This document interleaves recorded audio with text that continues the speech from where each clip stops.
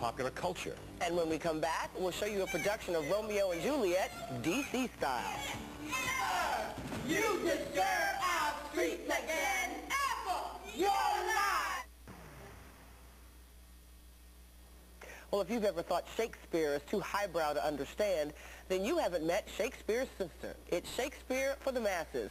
And the Shakespeare Sistah Theater Company is performing Romeo and Juliet this week in Washington at the Martin Luther King Library. Both alike in dignity, and Some of the language is the same, but then there's Tupac playing in the background.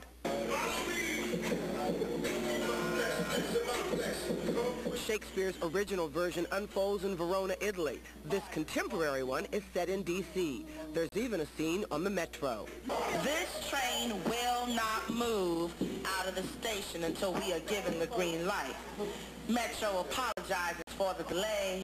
And listen to the guest list for a big party scene. Mayor Williams and his wife, Mr. and Mrs. Marion Barry, James Brown, Daryl Green. Josette Murray Barlow, the artistic director of Shakespeare's Sistah Theater Company, says there's something universal about Shakespeare, and she wants to bring that home to a broader audience.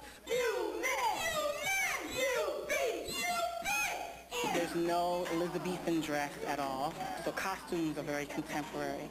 There's music from Bob Marley to Drew Hill to Lauryn Hill to Stanley Clarke. She says she wants the children who come to see this adaptation of Romeo and Juliet to see a reflection of themselves and their own lives. They're going to see a Juliet that looks like Juliet in their classroom or their neighbor or their friend, and that Romeo looks like the boy down the block, and he's not somebody that they can't associate with right off the bat. I mean, my mission is to make it as accessible as possible. The more accessible it is, the more they will probably read it and learn from it, and the power that I know that's in Shakespeare is going to be transferred over to them. Read over the volume of young Paris' face and find your light writ there with beauty's pen.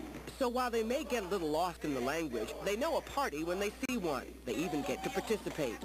And they feel the passion when Romeo and Juliet kiss. Romeo and Juliet is a tragedy that ends with the death of the two lovers.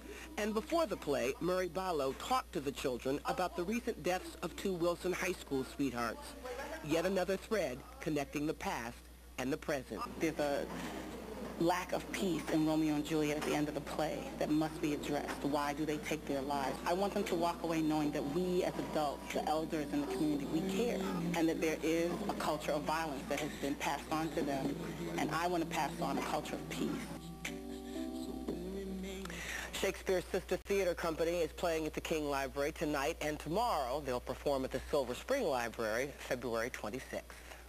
So it has lessons for all time, I think. The kids seem to get it. Yeah, yeah. We'll come up next. You think you're getting a good deal?